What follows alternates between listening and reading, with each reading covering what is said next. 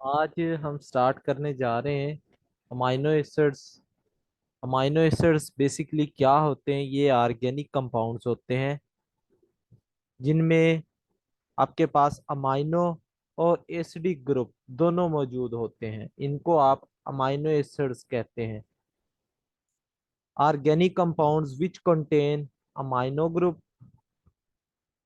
Plus acidic group, तो इनको आप अमाइनो एसिड्स कहते हैं। इनका जनरल जो स्ट्रक्चर होता है वो इस तरह से है। अमाइड NH2 ग्रुप होता है इसमें, और कार्बोक्सिलिक एसिड प्रेजेंट होता है, और आर अल्काइल ग्रुप प्रेजेंट होता है। अब आप यहाँ पे देखें तो ये जो कार्बन बन जाता है ये कायरल कार्बन है। ठीक है। इसको एक एमसीक्यूज भी पूछ लिया जाता है कि ये किसके सब्स्टिट्यूएंट हैं, तो ये मीथेन के सब्स्टिट्यूएंट होते हैं। इनको also called as substituted methane. इनको सब्स्टिट्यूटेड मीथेन भी कहते हैं। ठीक है। और अब ये कायरल कार्बन है। एक और बात याद रख लें कि जो ग्लाइसिन होता है ये अमाइनो एसिड है। ये वाहिद अमाइनो एसिड है जो कि आपके पास do not show optically active compound, या ये ऑप्टिकल एक्टिव नहीं होता, ये लाइट वगैरह को शो नहीं करता, ये रोटेट नहीं करता ये लाइट को। अब ये किसकी वीडियो ऑन है? सईदुल्लाह।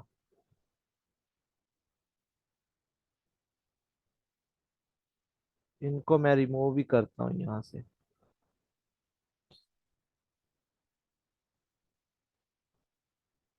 तो बात कर रहे थे हम कि जो आपके पास अमाइनो एसिड्स होते हैं उनमें जो ग्लाइसीन है ये ऑप्टिकली एक्टिव नहीं होता। ठीक है। इसका चूंकि ये स्ट्रक्चर होता है,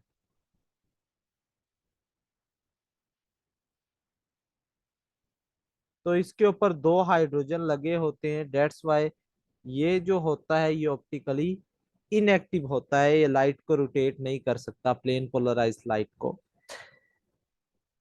जो फिजिकल और केमिकल प्रॉपर्टीज होती हैं अमाइनो एसिड्स की, वो दो फंक्शनल ग्रुप्स पे डिपेंड करती हैं। अमाइनो ग्रुप के ऊपर भी और कार्बोक्सिलिक एसिड के ऊपर भी। इन दोनों के ऊपर जो प्रॉपर्टीज होती है फिजिकल और केमिकल, ये डिपेंड करती हैं। अब हम बात करते हैं टाइप्स ऑफ अमाइनो एसिड्स की। तो ये बहुत ही ज्यादा इंपॉर्टेंट है ये जो टॉपिक है टाइप्स वाला। इसमें आपको पता होना चाहिए एसिडिक कौन सा है, बेसिक कौन सा है, न्यूट्रल कौन सा है। तो एसिडिक अमाइनो एसिड ऐसे अमाइनो एसिड होते हैं जिनमें एक एक्स्ट्रा कार्बोक्सिलिक एसिड का ग्रुप आपको देखने को मिलता है। ठीक है। और इनकी एग्जांपल है आपके पास aspartic acid and glutamic acid. ये दो आपके पास एग्जांपल हैं इनकी एसिडिक अमाइनो एसिड्स की। इसके बाद हमारे पास आ जाती बेसिक अमाइनो एसिड्स। ये वो अमाइनो एसिड्स होते हैं जिनके पास एक एक्स्ट्रा नाइट्रोजन ग्रुप होता है। ठीक हो गया, जो कि साइड चेन से अटैच होता है। इनकी एग्जाम्पल है हिस्टिडीन। ये तीन ही है। Histidine, lysine and arginine.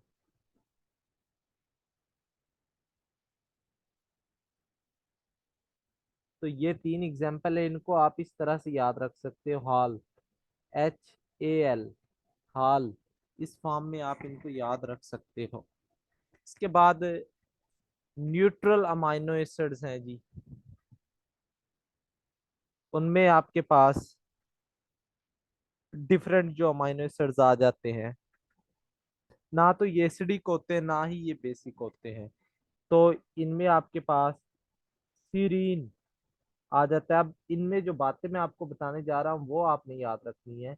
Number one, serine जो है ये आपके पास अल्कोहल रखता है।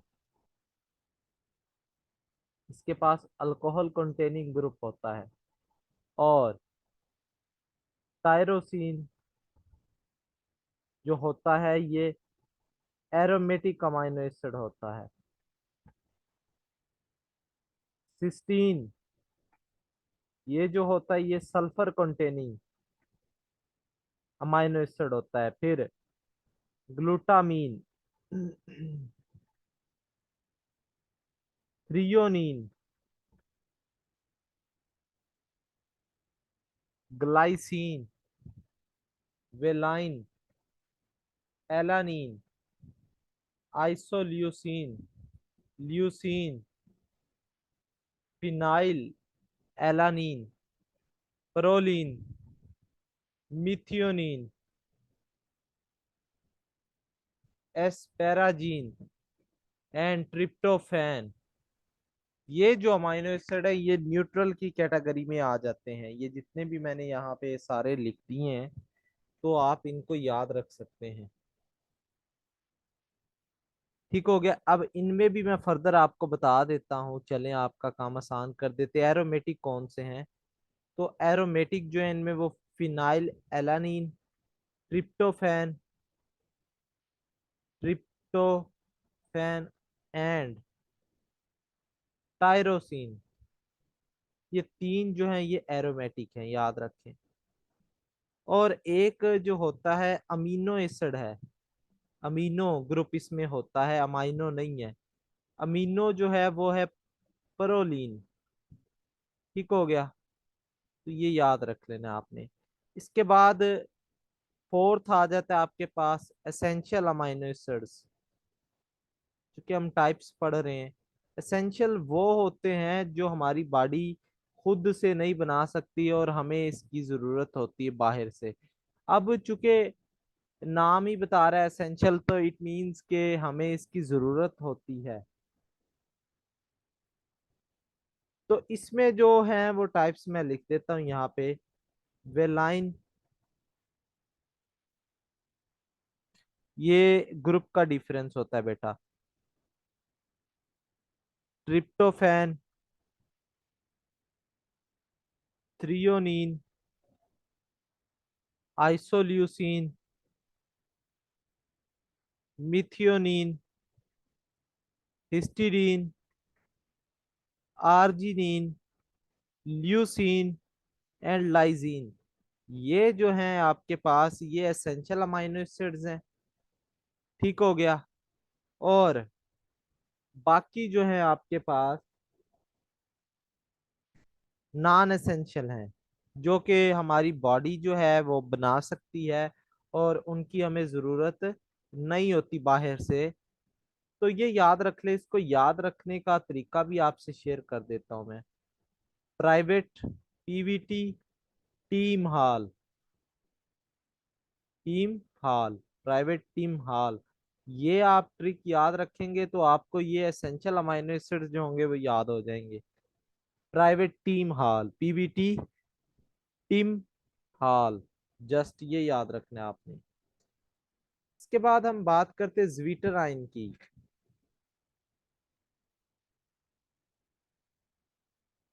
ज्वीटराइन, देखिए अमाइनो एसिड्स की ये खसूसियत होती है कि वो ज्वीटराइन फॉर्मेशन शो करवाते हैं। लाइक ये स्ट्रक्चर है इनका। आपको ऑलरेडी आइडिया है कि ज्वीटराइन क्या होता है।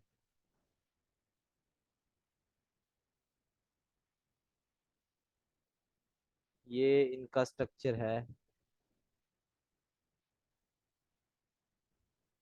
अब जैसे ही आप पीएच जो है वो हाई करते हैं या लो करते हैं, अगर बात की जाए,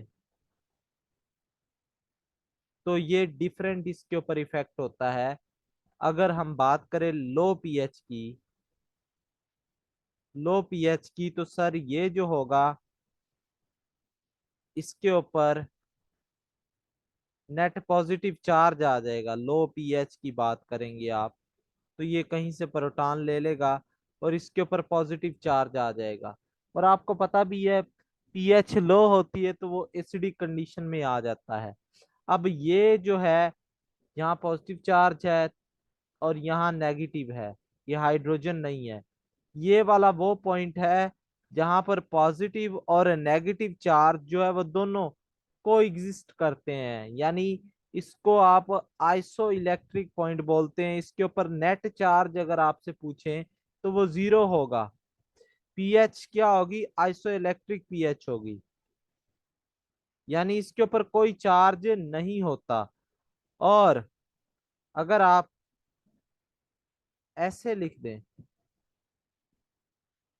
पीएच हाई हो जाए तो इट मींस कि इसके ऊपर नेगेटिव चार्ज, और आपको पता है हाई पीएच जब भी होती है तो बेसिक मीडियम क्रिएट हो जाता है, तो बेसिक मीडियम में नेगेटिव चार्ज आ जाता है सब्सटेंस के ऊपर।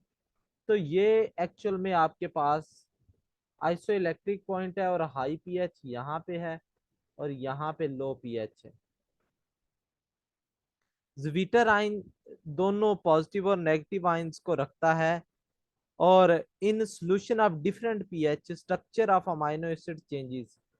तो इट मींस के अगर एसिडिक पीएच है तो उसमें और स्ट्रक्चर है, बेसिक पीएच है तो उसमें और स्ट्रक्चर हो जाएगा। ठीक हो गया। तो ये मैं अब स्ट्रक्चर नहीं आपको बता रहा, वो आप नेट से भी देख सकते हैं। अमाइनो एसिड की सिंथेसिस की बात करें तो बहुत इंपॉर्टेंट जो मेथड है इसमें वो एक ही है, sticker synthesis of amino acid. इसमें क्या होता है कि कोई कीटोनिक या aldehyde functional group hydrogen cyanide के साथ रिएक्शन करते हैं और सियानोहाइड्रीन बनाते हैं। पहले तो सियानोहाइड्रीन बनाते हैं वो, और इसके बाद ये आपके पास सियानोहाइड्रीन जो होता है ये NH3 कंपाउंड के साथ रिएक्शन करता है, और ये इस तरह से कन्वर्ट हो जाता है। इसको अल्फा अमाइनो नाइट्राइल भी कहते हैं, इसको अल्फा अमाइनो नाइट्राइल बोलते हैं। और अगर आप इसकी हाइड्रोलिसिस करवा देते हैं तो ये मैंने आपको ऑलरेडी एक बात बताई हुई है कि जब भी पोलर सॉल्वेंट आ जाए तो ये जो ज्यादा जो नॉन पोलर चीजें होती हैं वो एज कंपेयर टू वाटर या पोलर सॉल्वेंट वो पोलर में कन्वर्ट हो जाती हैं। तो हाइड्रोलिसिस करवाने से ये फंक्शनल ग्रुप आ जाएगा इसमें। ठीक हो गया। तो ये स्टिकर सिंथेसिस है। पहले स्टेप में क्या हाइड्रोजन साइनाइड के साथ रिएक्शन है, दूसरे स्टेप में अमोनिया के साथ, और तीसरे स्टेप में हाइड्रोलिसिस करवा रहे हैं आप उसकी। तो ये आपने याद रख लेना है, ये स्टिकर सिंथेसिस है। इसके बाद हम बात करते हैं प्रोटीन्स की। प्रोटीन्स प्रोटीन्स जो होते हैं बेसिकली ये पॉलीपेप्टाइड्स होते हैं। पॉलीपेप्टाइड्स होते हैं, और ये हेट्रोपोलीमर होते हैं अल्फा अमाइनो एसिड्स के। हेट्रोपोलीमर ऑफ अल्फा अमाइनो एसिड्स मिलकर ही प्रोटीन बनाते हैं, और ये हेट्रोपोलीमर होते हैं इनके। और जो मोस्ट अबंडेंट प्रोटीन होती है बायोस्फेयर में वो रुबिस्को होती है, याद रखें बायोस्फेयर में। और एनिमल वर्ल्ड में जो ज्यादा अबंडेंट प्रोटीन होती है वो कोलाजिन होती है, एनिमल्स में जो सबसे ज्यादा पाई जाती है। ये कुछ MCQs थे जो आप याद रख सकते हैं। अब क्लासिफिकेशन की बात करें प्रोटीन की तो इसको मेनली 4 कैटेगरी में डिवाइड कर सकते हैं। पहला है प्राइमरी स्ट्रक्चर ऑफ प्रोटीन। जो प्राइमरी स्ट्रक्चर होता है वो basically sequence of amino acid होती है। सीक्वेंस ऑफ अमाइनो एसिड जो कि पेप्टाइड बांड के जरिए जुड़ा होता है। पेप्टाइड बांड ये होता है, दो अमाइनो एसिड जब आपस में लिंक्ड करते हैं ना, ठीक है, तो उनके वाटर का जो मॉलिक्यूल होता है वो रिमूव होता है, और रिमूवल ऑफ वाटर की वजह से वो आपस में कंडेंस हो जाते हैं, अटैच हो जाते हैं, और इस बांड के जरिए लिंक्ड हो जाते हैं। इसी को पेप्टाइड बांड बोलते हैं आप लोग। ठीक हो गया जी। और इसमें जो फर्स्ट अमाइनो एसिड होता है उसको एन टर्मिनल कहते हैं, जबकि जो लास्ट वाला अमाइनो एसिड होता है उसको सी टर्मिनल बोलते हैं। लाइक ये लीनियर चेन आ रही है तो ये एन टर्मिनल है, ये सी टर्मिनल है जो लास्ट वाला मॉलिक्यूल है। तो ये सिंपलेस्ट स्ट्रक्चर होता है प्रोटीन का, इसमें कोई और ज्यादा चीजें इन्वॉल्व नहीं होती। इसके बाद सेकेंडरी स्ट्रक्चर ऑफ प्रोटीन। तो सेकेंडरी स्ट्रक्चर मैं आपको बनाकर दिखाता हूँ। ये बेसिकली ऐसे स्ट्रक्चर होता है। सेकेंडरी जो स्ट्रक्चर होता है प्रोटीन का कुछ इस तरह से नजर आता है। When thread is folded in staircase, जब थ्रेड को स्टेयरकेस की फॉर्म में आप फोल्ड कर दोगे तो लाइक हेलिक्स, उसकी जो कुछ पोर्शन होंगे और जो कुछ अदर एंड्स होंगे वो आपको इस फॉर्म में नजर आना शुरू कर देंगे। ठीक है। अब इसमें दो तरह के शीट पाई जाती हैं। ये वाली जो शीट है ये बीटा शीट है, ये वाली जो शीट है ये बीटा शीट है, और ये वाली जो हिलेक्स है वो अल्फा हिलेक्स या अल्फा शीट है। ठीक हो गया। और इसमें जो आपके पास हाइड्रोजन बॉन्डिंग भी पाई जाती है।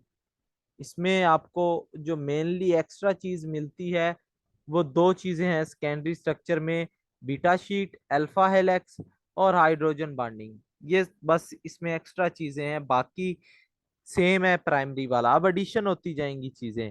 इसके बाद आपके पास आ जाता है टर्शरी स्ट्रक्चर। ये मोर कम्प्लेक्स होता जाएगा। टर्शरी जो स्ट्रक्चर होता है वो कुछ इस तरह से होता है। इस तरह का जो स्ट्रक्चर होता है ये कॉम्प्लिकेटेड सा, ये टर्शरी होता है। और इसके स्ट्रक्चर की अगर हम बात करें तो ये होलो वुलन बाल लाइक स्ट्रक्चर होता है। होलो वुलन बाल लाइक स्ट्रक्चर होता है। और ये बायोलॉजिकल एक्टिविटीज के लिए नेसेसरी होता है, नेसेसरी फॉर बायोलॉजिकल एक्टिविटीज। और अब जैसे जैसे आप बढ़ते जा रहे हैं आगे की तरफ तो ये ज्यादा स्टेबिलिटी की तरफ जा रहे हैं, कंप्लेक्सिटी हो रही है, स्टेबल बनता जा रहा है। और ये 3D स्ट्रक्चर होता है ओवरऑल। प्रोटीन इसमें कंटेन होती है, पाई जाती प्रोटीन इसमें। और इसमें जो एक्स्ट्रा चीजें हैं वो मैं आपको बताता हूँ इसमें क्या क्या इन्वॉल्व हो गया। पेप्टाइड बॉन्ड इसमें है, फिर इसमें हाइड्रोजन बॉन्डिंग है, फिर इसमें आयनिक बॉन्ड आ गया, फिर इसमें अब सल्फर बॉन्ड भी आ गया। तो ये जो मेन चीजें हैं याद रखने वाली वो यही हैं।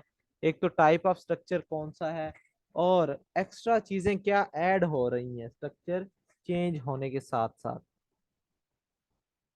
इसके बाद फोर्थ पॉइंट आ जाता है क्वाटनरी स्ट्रक्चर। क्वाटनरी जो स्ट्रक्चर होता है बेसिकली ये मल्टी सब यूनिट्स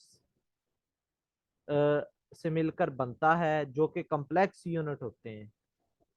ठीक है। मैं आपको इसकी मिसाल दूं तो ये बड़ा ही कॉम्प्लिकेटेड सा स्ट्रक्चर आपको देखने को मिलता है, जो कि इसमें भी दो दो चेन्स होती हैं लाइक इस तरह से कि ये जो है ये पॉलीपेप्टाइड 1 है, पॉलीपेप्टाइड 1 है, और ये पॉलीपेप्टाइड 2 है। अब इसमें आपको जो चीज मिलती है इसमें अडल्ट हीमोग्लोबिन पाया जाता है। जी, सवाल है तो पूछे। 2 alpha + 2 beta. Excuse me sir, sir हमें कैसे पता लगेगा कि आपकी ये आवाज नहीं आ रही, पॉली थोड़ा सा ऊंचा बोलें। एक्सक्यूज मी सर, सर हमें कैसे पता लगेगा कि ये पॉलीपेप्टाइड 1 है और ये पॉलीपेप्टाइड 2 है? इसकी क्या पहचान होती है? ये दो चेन्स आपको नजर आएंगी ऐसे। कि एक जो चेन होगी वो अंदर को जा रही है और दूसरी जो चेन होगी वो बाहर को जा रही है। समझ आ रही बात की? Yes sir. ये 1 हो गई और ये वाली 2 हो गई। तो ये स्ट्रक्चर टू। देखकर आपको आइडिया हो जाएगा। ओके सर, शुक्रिया। तो ये प्रोटीन का स्ट्रक्चर था। इसके बाद कुछ प्रोटीन्स हैं, उनका फंक्शन आपको बता देता हूं मैं। Like collagen. कोलाजिन जो होता है इसका फंक्शन होता है, ये बेसिकली इंटरसेलुलर ग्राउंड सब्सटेंस होती है। Intercellular ground substance. इसके बाद ट्रिप्सिन जो है ये एक एंजाइम होता है, और एंजाइम बायोलॉजिकल कैटलिस्ट होते हैं। इंसुलिन। इंसुलिन का आपको फंक्शन पता है, ये हार्मोन होता है इंसुलिन जो होता है। एंटीबॉडी, ये भी प्रोटीन है। ये आपको पता है डिफाई सिस्टम है हमारा, जो दिफाई निज़ाम है हमारा वो है, और ये डिजीज के अगेंस्ट फाइट करता है। ठीक है जी। अब प्रोटीन के कुछ टेस्ट है, आइडेंटिफिकेशन टेस्ट हैं, वो मैं आपको बता देता हूँ। नंबर 1 है बायोयूरेट टेस्ट। ये बहुत ही ज्यादा फेमस है। इसमें क्या होता है कि प्रोटीन लेते हैं आप, 1% कॉपर सल्फेट सोल्यूशन लेते हैं और NaOH को लेते हैं एक्सेस में, तो वायलेट रिंग बन जाएगी। इसको बायोयूरेट टेस्ट कहते हैं। ठीक हो गया। नंबर 2, निन हाइड्रिन टेस्ट।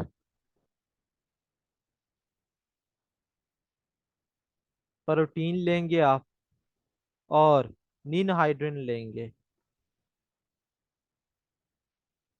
तो ये आपके पास ब्लू कलर दे देगा। ठीक हो गया। इसके बाद Millikan millions test. Millions test जो है इसमें प्रोटीन लेंगे, HNO3 लेंगे और मरकरी लेंगे, तो ये वाइट पीपीटी आपको मिल जाएंगे। तो ये 3-4 टेस्ट हैं जिनसे आप प्रोटीन के आइडेंटिफिकेशन करवा सकते हैं। इसके बाद हम बात कर लेते हैं विटामिन की। विटामिन जो होते हैं याद रखें, ये 2 तरह के होते हैं, वाटर सोलबल और फैट सोलबल। ठीक है। तो वाटर सोलबल जो होते हैं वो आपके पास ज्यादा नहीं है, और जो फैट सोलबल है वो 4 तरह के हैं। KE, DA। ठीक है। ये जो है विटामिन KE, D और A जो है ये फैट सोलबल है। ठीक हो गया। और ये जो होते हैं बेसिकली ये फैटी टिश्यूज में लंबे अरसे तक स्टोर हो सकते हैं, तो फैटी लिवर वगैरह की डिजीज भी इससे पैदा हो सकती है, क्योंकि हमारी बॉडी जो होती है इनको स्टोर करती रहती फैट, और कोलेस्ट्रॉल लेवल जो होता है वो हाई हो जाता है, तो ये नुकसानदेह हो सकते हैं। फिर वाटर सोलबल है। वाटर सोलबल में B और C जो है विटामिन, ये वाटर सोलबल होते हैं। अब विटामिन बी जो है इसकी फर्दर क्लासेस हैं कुछ, वो हम देख लेते हैं। B1, इसको थायमीन भी कहते हैं। विटामिन B1 को थायमीन। B2, इसको राइबोफ्लेवन कहते हैं। फिर B3, इसको नियासिन भी कहते हैं। फिर सर B5, इसको पेंटोथेनिक एसिड कहते हैं। और B6, इसको पेरिडोक्सिन कहते हैं। जो पेंटोथेनिक एसिड होता है ये,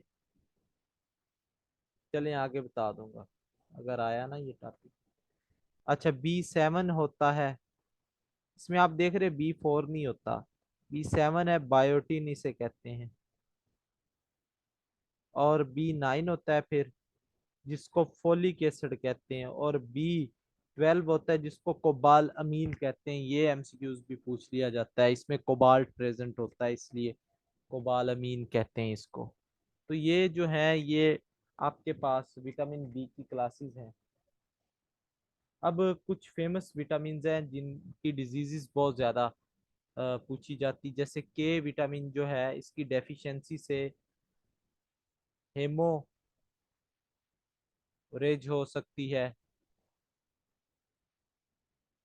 इसके बाद ई जो है स्टेरिलिटी जो है ये इसकी डिजीज हो सकती है। फिर डी ये रिकेट्स का बाइस बन सकता है। और ए जो है ये नाइट ब्लाइंडनेस। और सी जो है ये स्कर्वी, ये इस तरह की डिजीज का बाइस बन सकता है। ठीक है जी। तो ये आपने विटामिन की बातें कुछ याद रखनी है कि कौन कौन सी डिजीजेस हो सकती हैं और किस किस डिजीज का बाइस ये बन सकता है। अब थोड़ी सी हम बात कर लेते हैं इंजाइम्स की।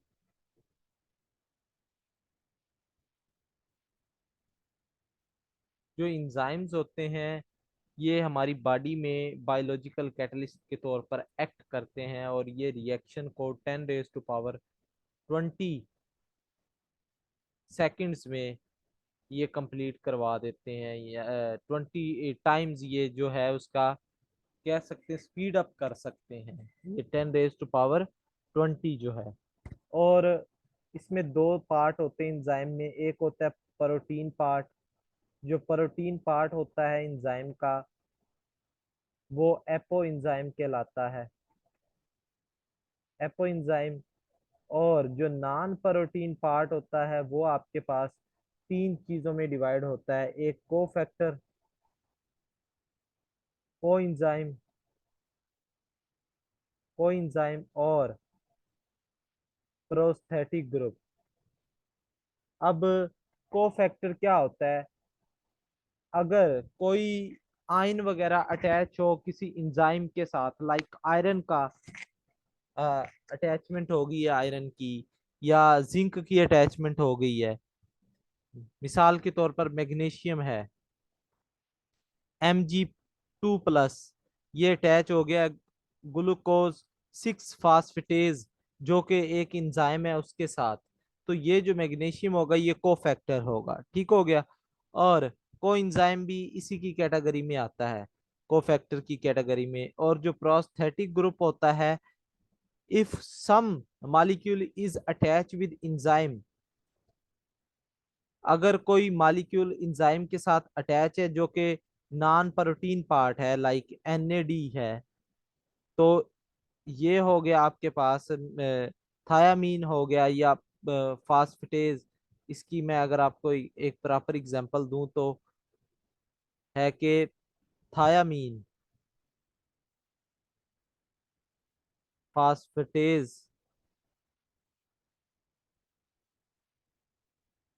हो गया। इसमें जो है विटामिन B1 होता है, विटामिन B1 होता है। और इसी तरह जो NAD जो होता है ये विटामिन को रखता है जो कि आपके पास एक नॉन प्रोटीन पार्ट होता है, अदर देन प्रोटीन पार्ट जो होता है उसको प्रोस्थेटिक ग्रुप कहते हैं। ठीक हो गया। इंजाइम्स जो होते हैं इसकी 6 तरह की क्लासेस होती हैं बेसिकली, जिसमें ऑक्सीडो रिडक्टेज जो होता है ये कैटलाइज करता है ऑक्सीडेशन और रिडक्शन रिएक्शन को। इसमें ऑक्सीडेज इंजाइम आ सकता है, पर ऑक्सीडेज आ सकता है। फिर आपके पास ट्रांसफिरेज, ट्रांसफिरेज इंजाइम जो काम करता है सेकंड क्लास में, ये एक्सचेंज करता है फास्फेट और असाइल ग्रुप की। तो इसमें फास्फो ट्रांसफिरेज इंजाइम इसकी एग्जांपल आ सकती है। फिर थर्ड आती है जी हाइड्रोलेज, हाइड्रोलेजिस इंजाइम या इसमें जो आपके पास आता है वो कैटलाइज करता है हाइड्रोलिसिस को। ये हाइड्रोलिसिस के रिएक्शन करवाता है। ठीक हो गया। और फोर्थ आ जाता है आपके पास लाइएज। ये क्लासेस है एंजाइम की। तो लाइएज जो होता है ये रिमूव करता है आपके पास अमोनिया को, कार्बन डाइऑक्साइड को और वाटर को। ये ऐड कर सकता है या रिमूव कर सकता है टू डबल बॉन्ड में। ठीक है। इसमें जो एंजाइम है वो फास्फो ग्लाइसर ग्लाइसरोम्यूटेज एंजाइम जो है वो इसमें यूज हो सकता है। इसके बाद फिफ्थ टाइप आ जाती है वो है आइसोमेरेज। ये क्या करता है कि make isomeric form of a substrate. ये आइसोमेरिक फॉर्म बनाता है। और छठी जो क्लास आती है वो है लाइगेज। लाइगेज जो होता है ये लिंक करता है दो मॉलिक्यूल्स को by breaking off high energy bond. ये हाई एनर्जी बॉन्ड को तोड़ता है और दो मॉलिक्यूल्स को आपस में ये लिंक करता है, like acetyl S C double या सी ओ एच। तो अब इसने दो जो मॉलिक्यूल हैं उनको लिंक कर दिया है। कार्बोक्सिलेट एंड सक्सीनिक थायोकाइनेज, इन दोनों को ये लिंक कर दिया लाइगेज ने। तो ये एग्जांपल है इनकी। इंजाइम जो होते हैं ये एक ऑप्टिमम पीएच पर और टेम्परेचर पर वर्क करते हैं। तो ये हर इंजाइम की जो ऑप्टिमम पीएच है और टेम्परेचर है वो डिफरेंट होता है। मिसाल के तौर पर स्लेवरी अमाइलेज जो है इसकी जो ऑप्टिमम पीएच होती है इंपॉर्टेंट है तो इसलिए मैं आपको बता रहा हूँ। वो 6.4 से 6.9 तक होता है। और इसका काम क्या होता है, ये स्टार्च को माल्टोज में कन्वर्ट करता है। ठीक हो गया। स्टार्च को माल्टोज में ये कन्वर्ट करता है। तो ये आपने बातें याद रख लेनी है। इसके बाद थोड़ा सा इंट्रोडक्शन देख लेते हैं न्यूक्लिक एसिड का।